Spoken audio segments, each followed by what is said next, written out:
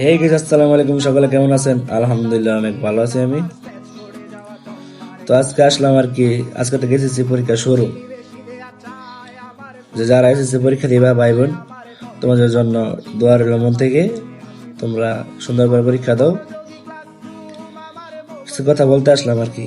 আমরা গত বছর দেখছি, অনেক কিছু দেখছি। আমরা এবার আর এগুলা দেখতে চাই না। তোমরা সুন্দর করে পরীক্ষা দাও। যদি বাই চান্স তোমরা ফেল করো,